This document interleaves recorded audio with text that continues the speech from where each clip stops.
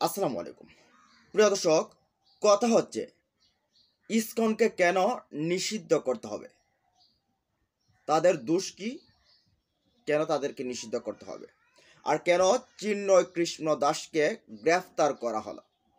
তাহলে আসুন আমরা এই বিষয়টা নিয়ে এবং গতকালকে সাইফুল ইসলাম আলিফকে কেন ওরা হত্যা করলো আর এর দায়ে তাদেরকে কি করা যায় সে বিষয়টা নিয়ে আপনাদের সাথে একটু আলোচনা করি।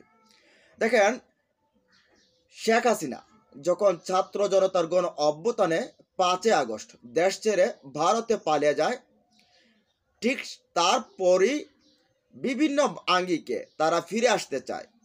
কখনো এই আদালতের কোর মাধ্যমে, আনসার লীগ হয়ে, তারপরে আরও বিভিন্নভাবে বন্যা দিয়েও তারা এই সরকারকে ফেলে দিতে চেয়েছিল ভারতের মাধ্যমে। হয়নি, কোনো কিছুতে হয়নি। তারপরে প্রথম দিকেই আমরা দেখতে পেলাম সনাতনীদেরকে দিয়ে কিন্তু দেশে অস্থিতিশীল পরিবেশ তৈরি করার জন্য কথা বলছিল। আমরা রাষ্ট্রদ্রোহিতার কারণে যে তাকে ধরা হয়েছে সেটা আমরা আপনাদেরকে একটু ক্লিয়ার করি। ছাত্র জনতার গণ অভ্যুত্থানের পর এক স্তম্ভের উপর ছাত্ররা বাংলাদেশের পতাকা টাঙিয়ে দিয়েছিল। আর তারা করছে কি, চট্টগ্রাম লালদিঘি ময়দান থেকে তারা সমাবেশ করে 8 দফা দাবি দিয়েছে। সেখানে বেশ কয়েকটা দাবি খুবই সাংঘর্ষিক। এখন তারা তারা মাঝে মাঝে আবার বলে যে তারা চট্টগ্রামকে আলাদা চায়। এখন একটা দেশের ভিতরে তাদের জন্য আলাদা করে দিতে হবে। তারপরে তারা নির্বাচনী ব্যবস্থায় তারা তারা আলাদা, তাদের জন্য আলাদা মন্ত্রণালয়, তাদের জন্য আলাদা সিস্টেম চায়। এটা কোনো কথা? দেখেন, ওই যে স্তম্ভের উপর বাংলাদেশের পতাকা, তার উপর তাদের গেরুয়া যে পতাকা সেটাকে তারা টাঙিয়ে দেয়, বলতে তারা বোঝায় এই দেশ থেকে তারা বড়।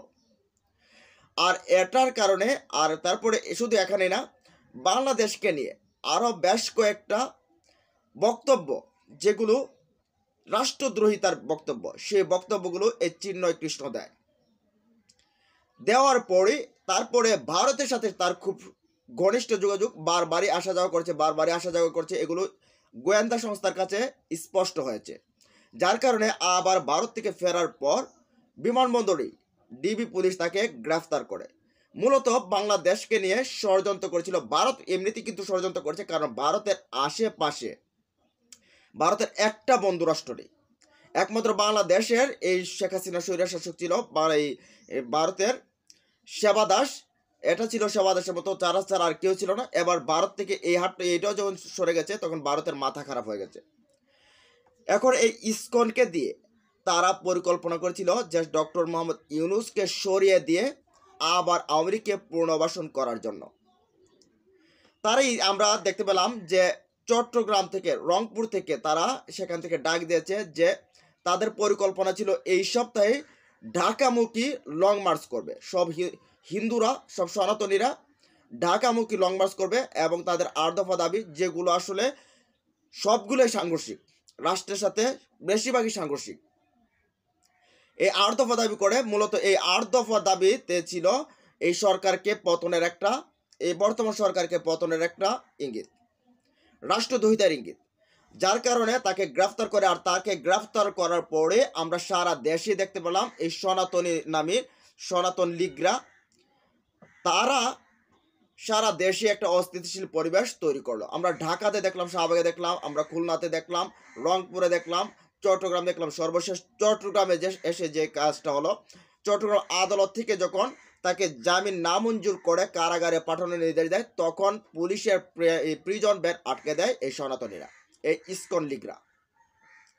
আটকে দিয়ে তারা সেখানে বোঝাতে চায় যে তাদের পাওয়ার এদেশের সরকারের চাইতেও বেশি, প্রশাসনের চাইতেও বেশি। তারপরও কিছু দাওয়া পাল্টা দেওয়া হয়, আমরা দেখতে পেলাম। সর্বশেষ রাষ্ট্রপক্ষের আইনজীবী সাইফুল ইসলাম আলিফকে তারা নৃশংসভাবে হত্যা করে, যেগুলোকে একটা গরু ছাগলকে মানুষ এরকমভাবে হত্যা করে না। এরকমভাবে এই ইসকনরা হত্যা করে।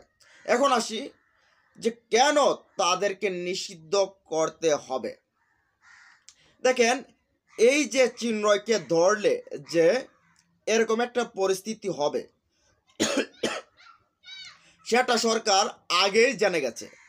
সরকারের গোয়েন্দা সংস্থারা আগেই জানছে যে এরকম একটা পরিস্থিতি হবে, কিন্তু এর চাইতে ভয়াবহ পরিস্থিতি হতো যদি তার 8 দফা নিয়ে যদি লং মার্চ করে ঢাকামুখী আসতো, তাহলে এই সরকারকে ফেলে দেওয়ার একটা চিন্তা তারা করছিল। এখন কেন তাদেরকে, এটা সম্পূর্ণভাবে রাষ্ট্রদ্রোহিতার সামিল, যে গেরো পতাকা উত্তোলন, রাষ্ট্রের বিরুদ্ধে বিভিন্নভাবে তারা বক্তব্য দেওয়া, তারা বলছে যে আমরা শান্তিপূর্ণ আন্দোলন করছি, আর শান্তিপূর্ণ আন্দোলন করবো না, বলতে এখন ধর্মার কাটো করবো। এগুলো সম্পূর্ণভাবেই কিন্তু স্পষ্টভাবে প্রমাণ হয় যেটা তারা একটা সূক্ষ্ম ভারতের এজেন্ডা নিয়ে সেখানে কাজ করছিল। এখন এই যে সাইফুল ইসলাম এই আলিফকে হত্যা করলো, তার একটা সন্ত্রাসী সংগঠন, এই সন্ত্রাসী সংগঠনকে বাংলাদেশে থাকতে দেয়া যায় না। তারই পরিপ্রেক্ষিতে রাষ্ট্রদ্রোহিতার কর্মকাণ্ড এবং সন্ত্রাসী কর্মকাণ্ডের কারণে যেমনভাবে ছাত্রলীগকে নিষিদ্ধ করা হয়েছে, ঠিক তেমনইভাবে এই ইসকনকেও নিষিদ্ধ বাংলাদেশে করা হোক। এটা এখন বাংলাদেশের সমস্ত মুসলমানের দাবি হিসেবে দাঁড়িয়েছে। একমাত্র এই ছাত্রলীগ, যুবলীগ, আওয়ামী লীগ, স্বেচ্ছাসেবক লীগ, মৌজা লীগ, তারপরে জুতা লীগ যা আছে, এই লীগ ছাড়া যারা আছে টোটাল সবার দাবি এই ইসকনকে, না হলে আজকে তারা চট্টগ্রাম চাইছে আলাদা করে, কালকে বলবে তোমরা এদেশ থেকে বের হয়ে যাও, এই দেশ আমরা, তোমরা এদেশ থেকে বের হয়ে যাও। তখন কি করবেন? এদেশ থেকে বের হয়ে যাও, তবে মারামারি করা যাবে না, রাষ্ট্রীয় কাজ রাষ্ট্রকে করতে দিতে হবে, হত্যার বিচার অবশ্যই এই সরকার করতে হবে, এই সরকার করবে আমরা আশা করি। তবে আইন হাতে নেওয়া যাবে না। তারা যে পরিকল্পনা তারা চেয়েছে, যে দিল্লি চেয়েছে যে দেশের ভেতরে একটা সাম্প্রদায়িক দাঙ্গা, জাতি বেজে একটা দাঙ্গা তৈরি করে দেশকে আন্তর্জাতিক পরিমণ্ডলে একটা ব্যর্থ অকার্যকর রাষ্ট্র হিসেবে চিহ্নিত করার জন্য তারা কিন্তু চেষ্টা করছে, এবং সেই চেষ্টাতে কিন্তু তারা করে যাচ্ছে। আর এটা যদি করে তাহলে ফাঁদে পা দেওয়া হবে। রাষ্ট্রের কাজ, যেমন আসিফ মাহমুদ বলছে যে তাকে কোনো সম্প্রদায় হিসেবে গ্রেফতার করা হয়নি, তাকে সন্ত্রাসী হিসেবে, তাকে অপরাধী হিসেবে গ্রেফতার করা হয়েছে। যাই হোক, তাদেরকে নিষিদ্ধ করা হোক, এটা আমরা চাই। এই বিষয়গুলো আপনাদের মতামত জানাতে কমেন্ট বক্সে। ভালো থাকুন, সুস্থ থাকুন, দেখা হবে ইনশাআল্লাহ পরবর্তী ভিডিওতে। আল্লাহ হাফেজ।